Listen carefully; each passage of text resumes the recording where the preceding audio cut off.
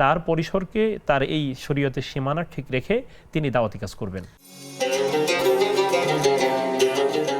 কোনো ইসলামিক সংগঠনের সাথে যুক্ত হওয়া জরুরি কিনা, হলে সেই সংগঠনের বৈশিষ্ট্য কেমন হওয়া উচিত যদি আপনি বলেন। তা আসলে দেখুন, এখানে সূরা তাওবায় নারী এবং পুরুষের ব্যাপারে বলা হচ্ছে যে ওয়াল মুমিনুনা ওয়াল মুমিনাত বা'দুহুম আউলিয়াউ বা'দ, যে নারী এবং পুরুষরা হচ্ছে পরস্পর একে অপরের অভিভাবক, একে অপরের বন্ধু।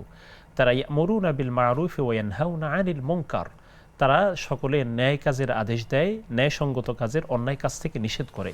এই আয়াতের মাধ্যমে কিন্তু সকল নারী পুরুষকে সম্পৃক্ত করা হয়েছে। ক্ষেত্রগত কিন্তু ভিন্নতা রয়েছে, কোন ক্ষেত্রে তিনি দাওয়াত দিবেন, কোন পরিসরে দিবেন, কিন্তু নারী পুরুষ সবার উপরেই কিন্তু আমরু বিল মা'রুফ তথা সৎ কাজের আদেশ, অসৎ কাজ থেকে নিষেধ, নাহি আনিল মুনকার, এটি কিন্তু সবার উপরে আবশ্যক। এখন কোন ক্ষেত্রে তিনি করবেন সেটা ভিন্ন। এই কাজ করবার জন্য উনি যদি কোনো জামাতবদ্ধ জিন্দিগির সাথে যুক্ত হতে চান, তাহলে এটি তার জন্য তিনি অবশ্যই হতে পারেন, এটি কোনো অসুবিধা নেই।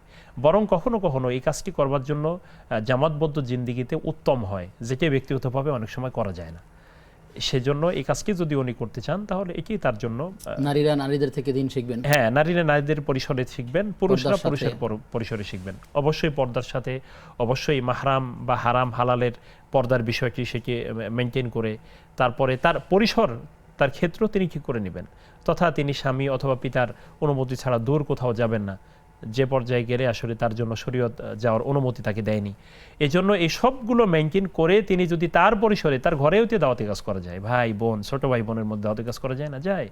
সুতরাং তিনি তার পরিসরকে তার এই শরীয়তের সীমানা ঠিক রেখে তিনি দাওয়াতি কাজ করবেন।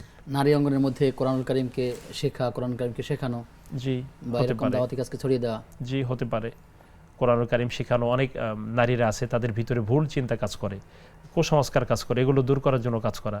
তো সেই জন্য আমি তাকে পরামর্শ দিব, সেজন্য তিনি আগে নিজে স্টাডি করবেন, হ্যাঁ, নিজে পড়বেন, পড়ে তারপরে হলো যদি ইসলামী সংগঠনের মাধ্যমে তিনি করতে চান তিনি করতে পারেন, কোনো অসুবিধা নেই, বরং কখনো কখনো তার জন্য এটি উত্তম হবে।